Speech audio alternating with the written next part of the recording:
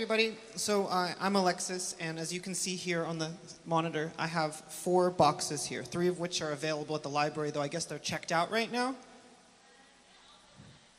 Well, that's really cool. That means they're very popular. I really like this series.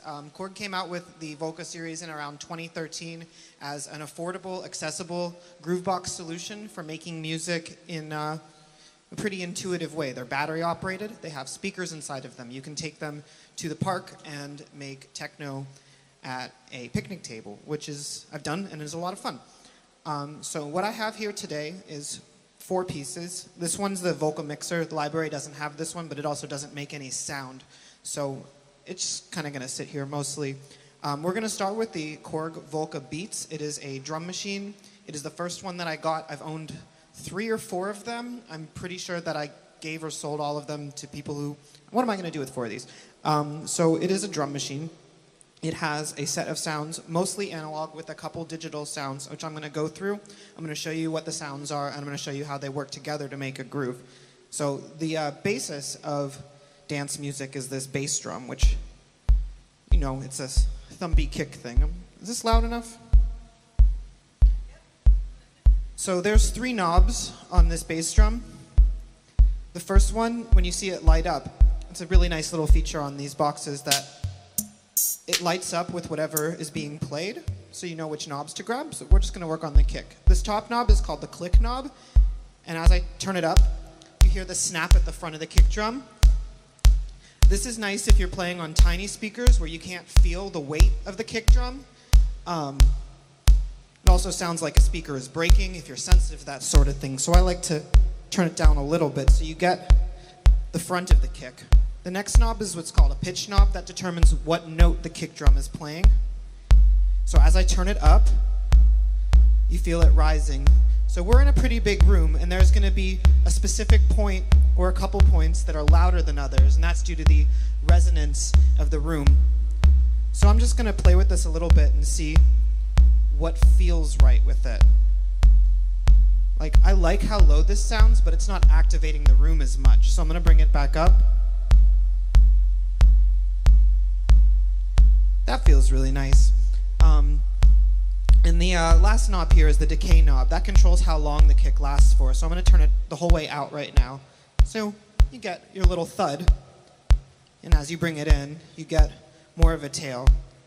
So as you might be noticing, I'm playing this drum with my left hand. And the little screen on this says live, which means that there isn't any sequence running. There isn't, you know, it's only going to play what I tell it to play. But my left hand is tired, so I'm going to flip it over to step mode, which is on this button that says step mode. And that's where it's going to give us what's called step sequencing. Step sequencing is the core to understanding how these machines work. What you see here is a row of 16 buttons that are each indicated on or off by the presence of a light when you touch them or not. Each of these corresponds to one part of a grid, that is 1 bar of music, or a count. 1, 2, 3, 4. 1, 2, 3, 4. So when I start this playing, you get that, and I don't have to touch it anymore to make it play. And so if you're doing sound design, it can be nice to make a really simple pattern to just figure out what you want with it. Well, that's cool. It's pretty boring. There's not much going on here.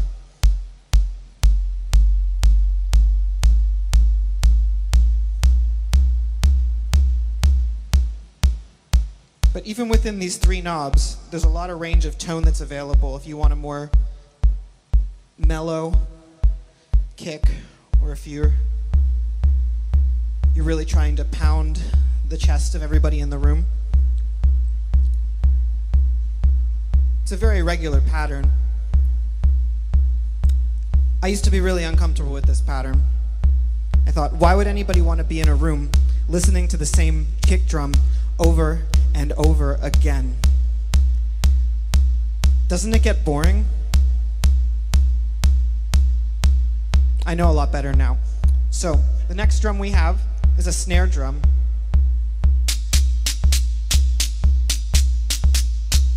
So a snare drum is bright and punchy, and if you use it to accent off from the kick, it can give a sense of flow and drive to your music.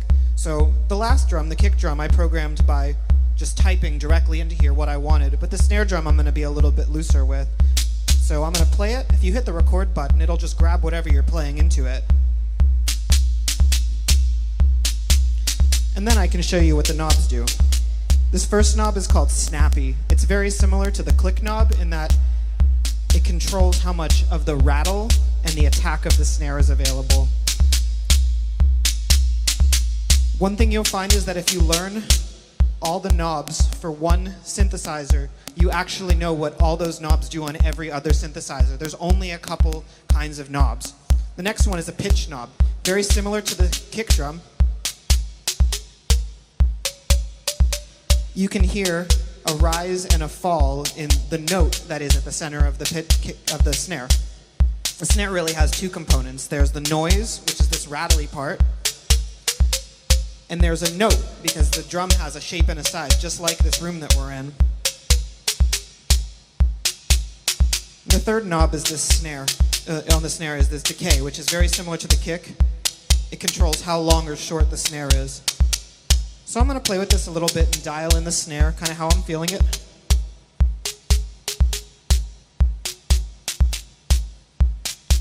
Okay, so I like that. So there's a lot more drums on here, but the snare's kind of in the way. Like, I want to show you other things, but there's this snare taking up a lot of space. So what you can do is, there's a mute button on here. If you hold the mute button, you see these lights light up. Each of these lights represents a drum. If I click this, the kick goes away. If I click this, the kick comes back and the snare goes away. So we're going to leave it there for now. The kick is pretty useful. What's also useful is a hi-hat. There's a rhythm that you'll hear in dance music a lot. And I could play it like this, but I could also just type it in. Just right in the middle of every other beat. And you see that this light is lighting up, which means this is where the hi-hat sound is. So this knob is also a decay knob. It controls how long the hi-hat is. If I choke it the whole way, we get this short hat. And as I open it up, you get a longer hi-hat sound. The other knob that you can use for the hi-hat is called grain, which controls the resolution of the sample that's being used, because this synthesizer isn't entirely analog. There is a couple samples in here. I don't usually like samples, but I'll make an exception here. So that's cool, but it's also pretty straight. It doesn't really have a groove to it. So what you can do is add some embellishments. You can add an open hi-hat, which is the same sound, but it lasts longer.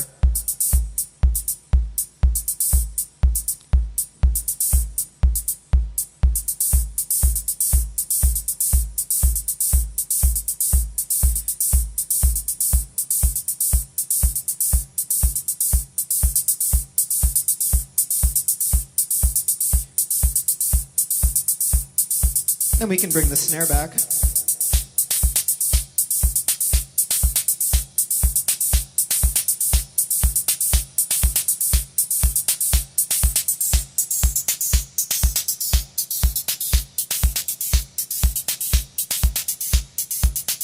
So we've got some energy going on the dance floor. People are moving. One of the best ways to build anticipation in a song is to remove the kick drum.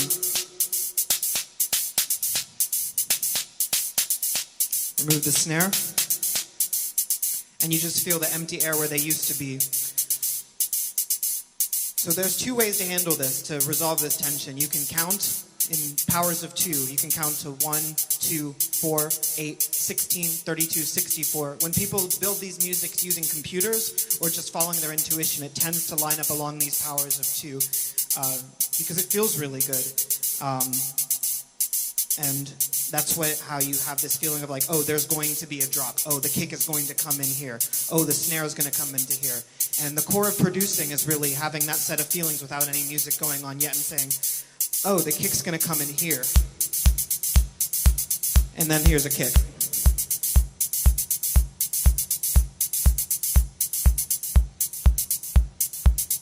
So there's a couple other drum sounds in here. I don't use them as much, but they're pretty cool. You have toms, They're pretty quiet though, so I'm just going to mute everything else out.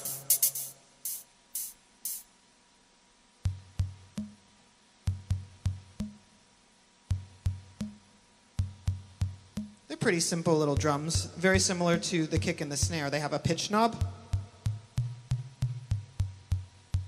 You just put it where it feels right. And it has a decay knob, which is how long does it last? Is it a little thud? So I'll put the other drums back.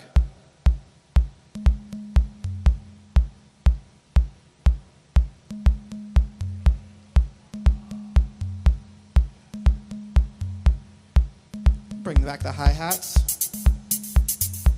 You see, it's a lot of song for one little box right here. We haven't even touched on the other pieces of this puzzle yet.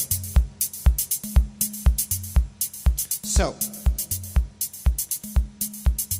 what I'm going to do now is I'm going to take this groove that we've made right here and I'm just going to save it in here. These have a small amount of memory. They can control 8 patterns like this each. So, you just hit the memory button, the function button. It says save. I'm going to save it to number 1. So now what I can do is I can delete the pattern, and if I want to bring it back, just hit memory, bring the pattern back. And this is going to be really useful because we're going to be building a set of patterns. We're going to be building a bunch of different patterns and be able to change between them. And because we're going to build them all at the same time, they're going to make sense together. So I'm going to pause this for a second and move on to the next machine. We'll get back to this. The next machine is one of my favorites. It's called the Korg Volca Bass. It is loosely based on the Roland TB303 bassline synthesizer, which is a hallmark of, and frankly responsible for, why we have acid techno as we do today. It is what's called a monophonic synthesizer. It plays one note at a time. I will play the one note. It didn't last very long. I want this note to last longer. So I notice when I hit this note, this knob right here that says decay release, it lights up. So I'm going to turn that up. Well, that's better. It lasts longer. So that's going to give me a chance to show you what some of these other knobs do. The first knob on any synthesizer that you're going to want to think about, this one I like. It's very cheeky because they made it very big. It's called the cutoff knob. Synthesizers, when I think about synthesizers, I think there's a big sound and you use a filter to make it smaller, and that filter is the control of the synthesizer. So if I have my note held, by turning this knob, I can get rid of the sound at the top and make room at the bottom. So unlike this one, where each of these is a different drum,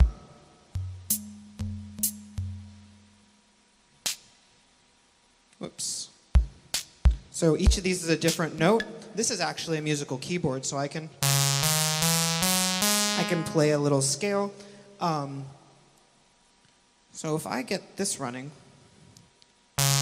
similar to this one, you can play the notes into it as if it were counting 1 to 16. You see this light moving along the bottom of it. I'm just going to mess around a little bit. So now I have those notes. And it's going to play those notes over and over and over again through however I have the knobs set. So now I can show you a little more what these knobs do. I'm going to turn this decay knob back down so it's a little bit of a sharper sound. Next to the cutoff knob, it says VCF. That's voltage controlled filter. That's how you know that you're going to be affecting the tone of the sound. There's cutoff and peak. Peak is also called resonance. On Korgs, they're calling it peak right now. I'm not sure why. So if you imagine the sound as a large field, if I have this the whole way open, the whole thing comes through. And as I turn the knob down, you take the top off of it, and it gets mellower, and it gets mellower. Now, if you think about the edge of that mellowness, where that brightness is happening, where it's disappearing and coming back, the peak is how sharp that corner is. So as I turn this corner up, we're actually accenting where along that brightness we're bringing at. And at extreme settings, if I turn the peak the whole way up, it actually starts to resonate itself. And this is where acid starts to happen. So what I'm going to do now is I'm going to play these two things that I made separately together.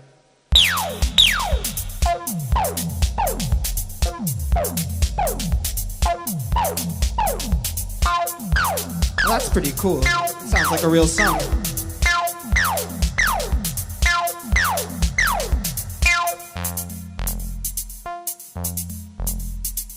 So, if you were just using a regular Roland TB303, that's pretty much what that you can do with it. You can program some notes into it, and you turn the filter,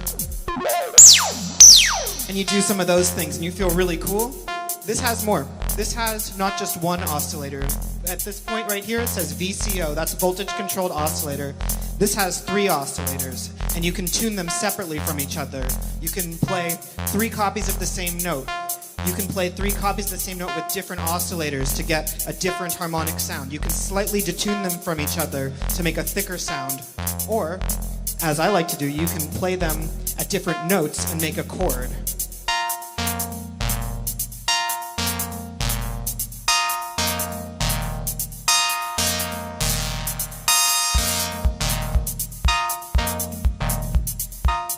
So that's a lot of music out of just a couple buttons right there. Now, one thing I can say is, while I'm not touching it, nothing is changing about this. It's going to be exactly the same until I touch it again. And this is the hardest thing to understand about performing live electronic music. The urge is to be elbows deep in this and touching everything all the time. That might feel good, but have you ever been a dancer on the other side of that? Have you ever been to a show where somebody is experimenting on stage, where somebody is so vulnerable and raw, and they're really feeling it, but are you? I've performed a lot of those shows. It's really awkward. I recommend doing this in your bedroom until you get comfortable enough to do it in public.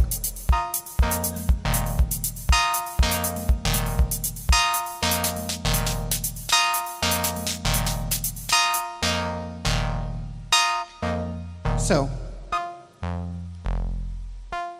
we're just going to focus on this bass line again. There's very little moving on this bass. All that's moving is the notes changing. I can change the filter myself, but maybe I'm feeling a little lazy. That's our next section here. LFO, low frequency oscillator. So the sound itself is being made by an oscillator. That just means something that's moving rapidly between 2 states, and our ears interpret that as sound. If we do that so slowly, our ears stop interpreting it as sound and start feeling it as a motion in and of itself. So what I'm going to do, this filter, this LFO, this low frequency oscillator is pointed at the filter. I'm going to turn the rate to the slowest speed that it has, and I'm going to turn up the intensity.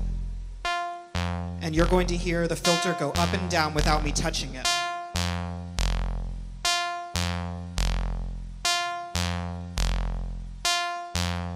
It's very slow. I'm going to do a more extreme demonstration of this. I'm going to turn up the speed.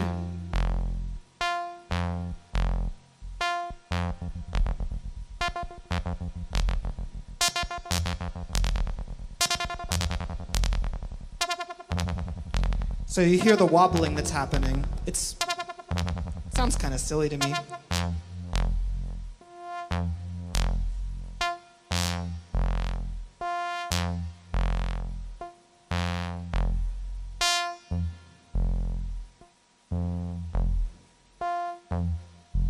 So there's a little bit more motion on there now than when I was touching it just by itself.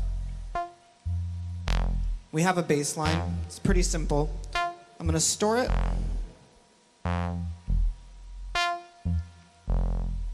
And one thing that is a little different about this than this, with the drum pattern, usually when I'm writing, there's going to be one drum pattern. I'm going to add stuff and take away from it. I'm really not going to be changing patterns that much. There's not much of a reason to.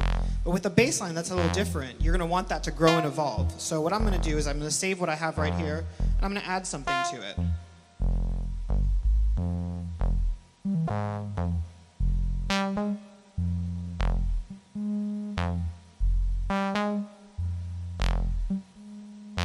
So I added a couple notes there.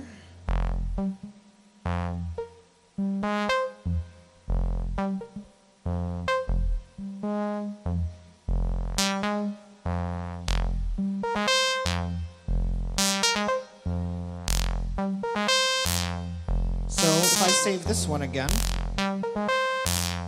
I now have an expanded and a simple one. So when I put everything back together, I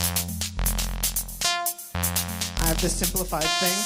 I can play with it, bring the kick back, and then when I'm ready to move on to the next part,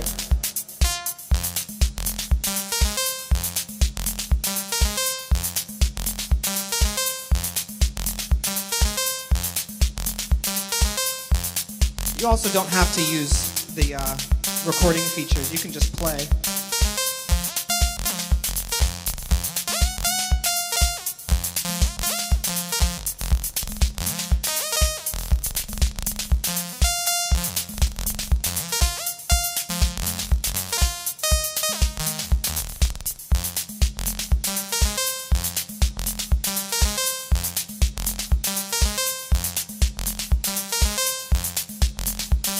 So, I showed you before that we can use the 3 oscillators to make a chord, but you can also program them separately in this one, which is pretty powerful. So I'm going to turn this down. We have our first oscillator. We have another oscillator that we can use separately from it.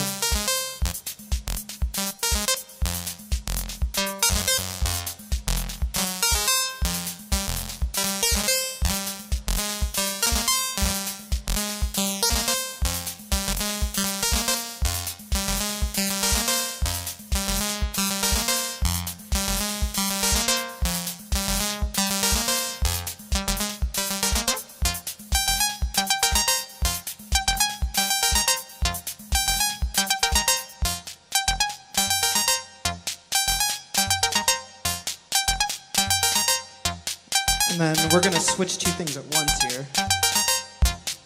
Go back to the simple pattern. So, it's a lot going on with just 2 boxes here.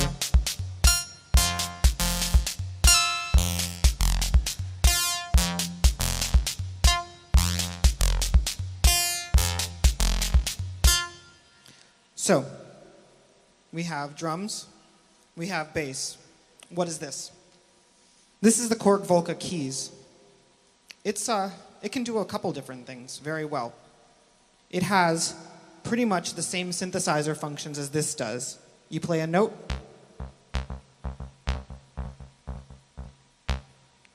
you turn a filter. That feels really good.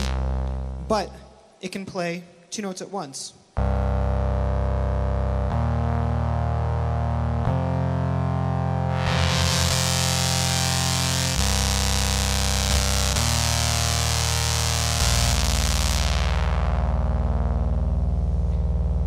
It has 3 oscillators in it, and they can be used in a variety of modes, which are represented on this knob here.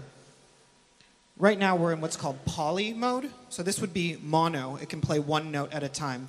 Poly is the opposite of mono. It can play multiple notes at a time. So we have our 2 notes. On our oscillator section, we have, I don't really use this section very much. If you're playing with 1 note at a time, this knob called portamento comes into play. So if I'm only letting it play 1 note at a time, portamento is the time it takes to go between those notes.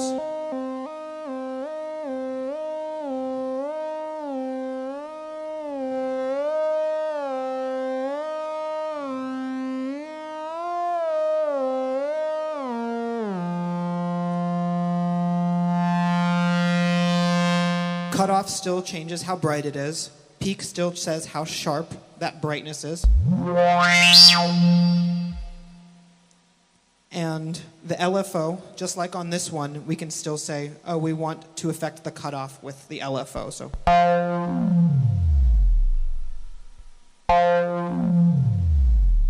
So it has that motion over time effect. The thing I like most about this one is that unlike these 2, this counts 1, 2, 3, 4. 1, 2, 3, 4. This one, it can do that.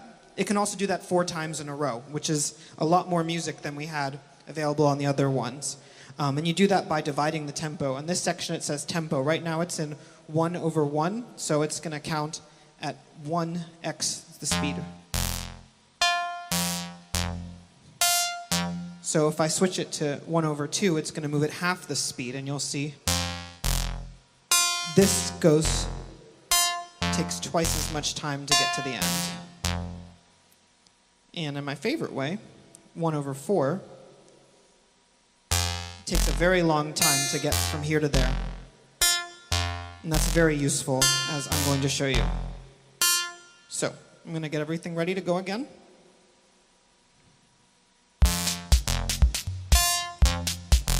So we've got our drum and our bass.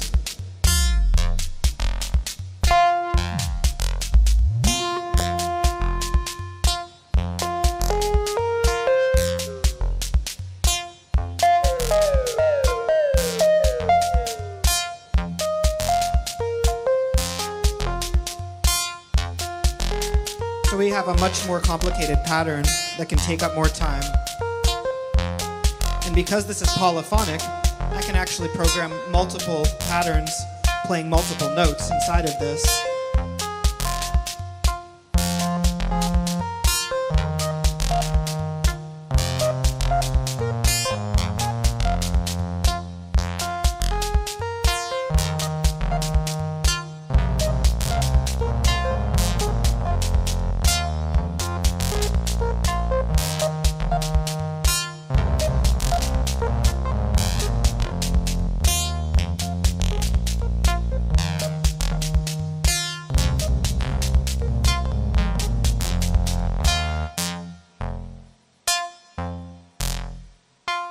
There was too much going on. I'll turn the filter down here. This is taking up a lot of space.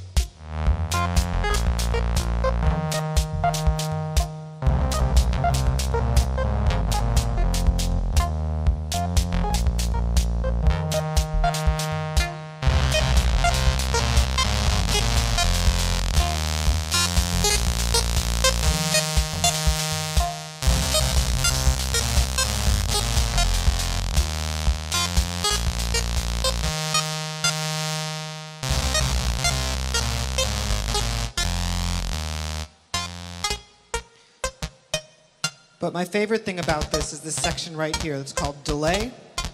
Delay is an effect.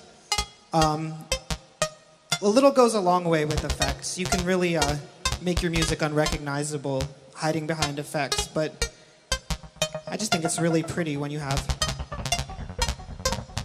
something that echoes a lot.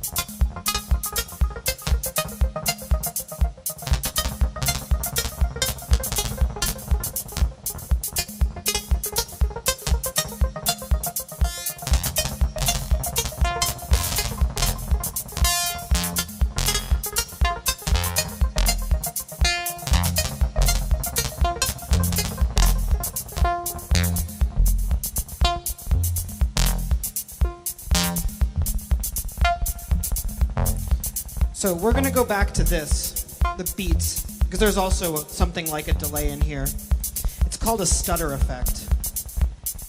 A lot of companies, if you look over there on the Roland TR-8, it's going to have a knob that says stutter effect on it. It's really kind of a parasite on electronic music, this idea that it should play notes that you didn't tell it to. If I wanted it to play a note, I'll tell it what note to play.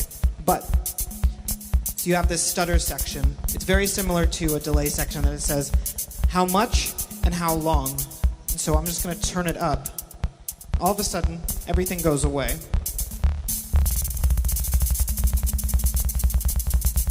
I think it sounds like crap. I'm sure there's a musical way to use this. I'm going to show you the musical way to use this.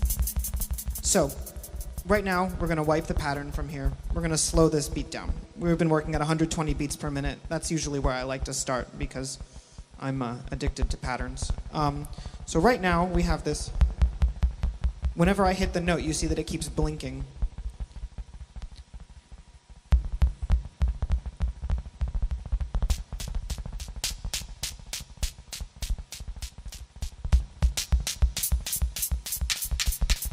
I mean, it's cool. It's atmospheric if we're in like a horror movie. Here's the musical way to use this. I'm going to make my kick drum not stutter. I'm going to make my kick drum do a thing.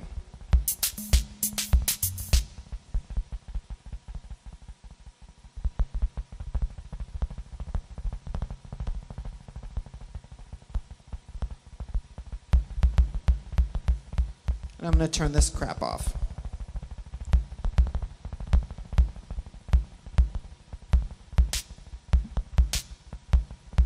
So far, that sounds pretty reasonable. I'm going to go to my hi-hats, all of them. And I'm going to use this delay only on the hi-hats.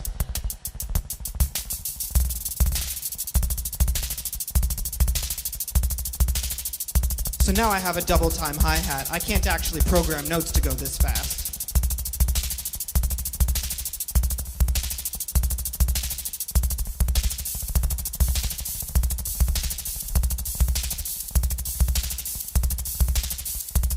So I lied. I guess there is a way to use that delay. I don't really like it. Before I keep pushing buttons and talking, does anybody have any particular questions about these boxes or touching electronic music or filtering or sequencing?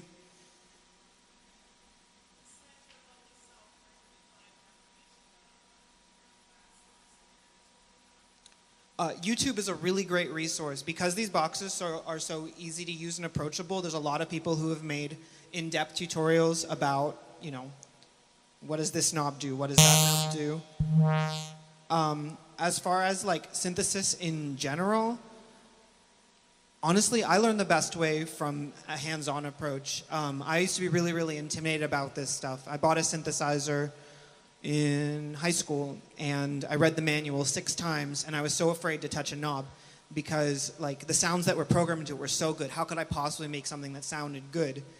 And then I lent it to a friend, and my friend erased all the sounds that were in the synthesizer. So I read the manual again, and I started building sounds. Every synthesizer works on a general set of principles that are laid out in different paradigms, but generally the same order. You have an oscillator. It vibrates, it makes the sound. It usually has a lot of harmonics, so if I'm going to put the filter up the whole way, you have a very bright sound. That oscillator has a pitch, which is what note you play into it. You know, you have that note. That pitch can be modulated. I can show you on this one. Let me make this a little more sensible.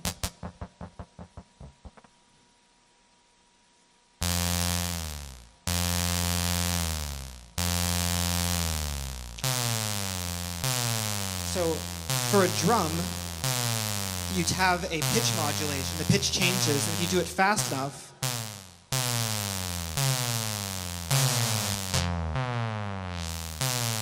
if you do this faster and lower, eventually you get down to a kick, which is all the kick is a pitch that is dropping. It's a low pitch. It's got a little bit of a filter on it.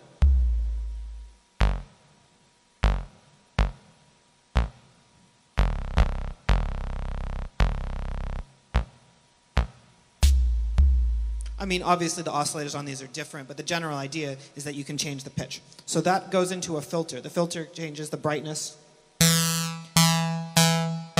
It takes the brightness away. And that also can be modulated.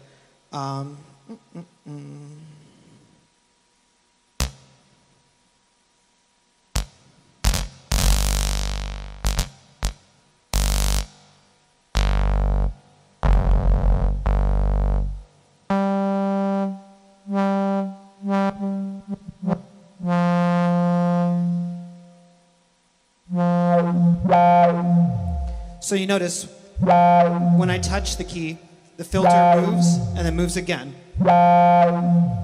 You have, well, that was 2 notes at once. I won't do that again. And I can make it happen faster. I can make it slower.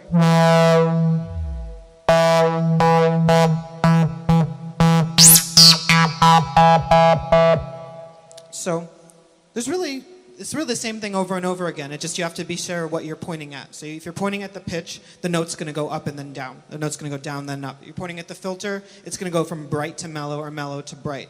If you're pointing at what's called the amplitude, which is the loudness, that way you can control, for example, how long it takes for the note to come in. Which is called attack, which is a very violent word. If I make the attack lower, it happens faster and faster until a point where it's a very percussive attack. Then you have what's called decay and release, which is how long it takes for it to go back to 0. So if I have attack and decay release as small as possible, as I increase the decay, the note lasts longer and becomes pluckier and pluckier until a point where it just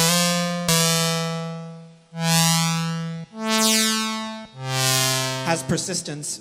So that's pretty much all there is to synthesizers. They're laid out in different ways. Sometimes you have to push patch chords into them. I noticed there's a Moog over there that uses a lot of patch chords. You see a couple chords in here. These aren't, I'm not patching synthesizers here in a sense of what a modular synthesizer is. All this is doing is taking the sound and putting it together and making them play nicely on the same clock, which you can do without this Volca mixer. I'm cheating right now. So if you were to take these out from the library and you wanted them to play nicely together, what you could do, you have these parts. It says sync in and out. So I'm going to say this is going to be my sync master. It goes out from here into the keys, and then out from the keys and into the bass. And so if I push play on this one, so when I push play on this, it doesn't make this one start playing. Let me bring a pattern back.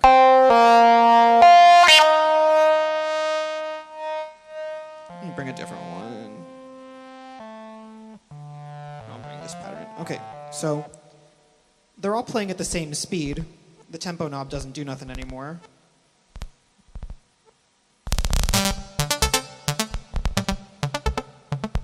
And you could be really fancy and try to push them all at the same time. But that's really hard. I'm going to show you something I learned in a YouTube video. So if you take a blank patch cable and you just plug it into the in, it thinks that it's taking clock from outside. So I can hit play on all of these. They're not going to do anything. And when I'm ready to start them all at once, you just yank the cable out and they all start together. And that way you don't have to worry about being sloppy. Because what I'm going to do right now, I'm going to show you what sloppy feels like. I'm going to push them, I'm going to start them one at a time, and it's not going to be perfect. And they're going to be, it's just not as much fun.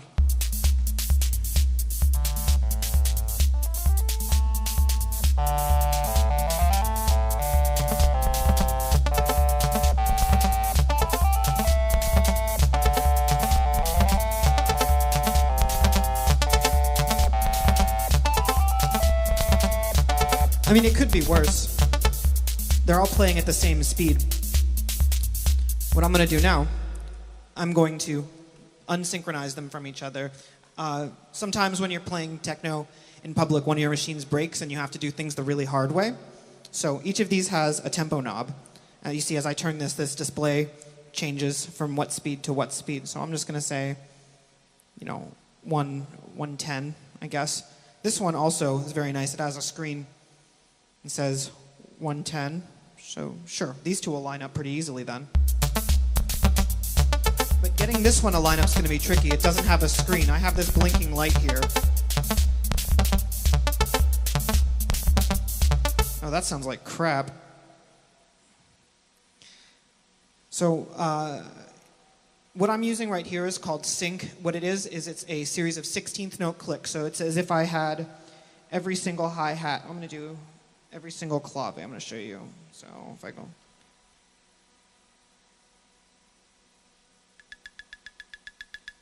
It's playing a pulse every 16th note, and that pulse says, go to the next step, go to the next step, go to the next step. So when you have these plugged together, it's hearing, go to the next step. They go at the same time. Everything runs nicely together.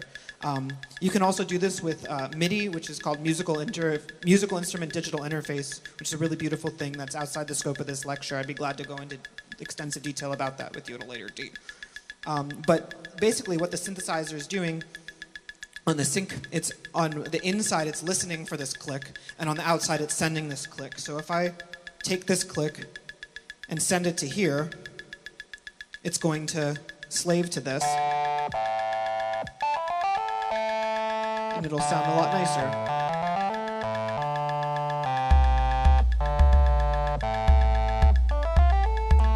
So those are lined up. And even if I think I'm at the same speed, so I've got 110 over here, and I've got 110 over here.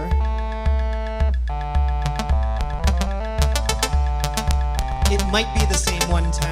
It might not be. We don't always have control over that. So we can synchronize.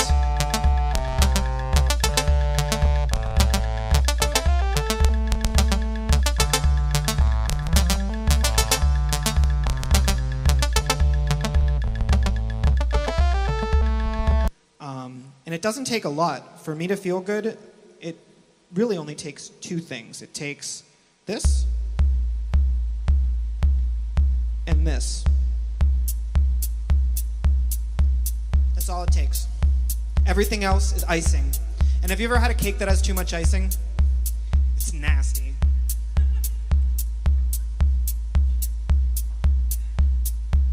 I mean, I can slowly turn knobs on this all night. I can walk away and go to the bathroom, and people will still be dancing if I'm in the right club at the right time. And of course, I'm in the Ace Hotel at like 8:30 p.m. on a Monday, so I appreciate y'all sticking with me. Are there any other questions?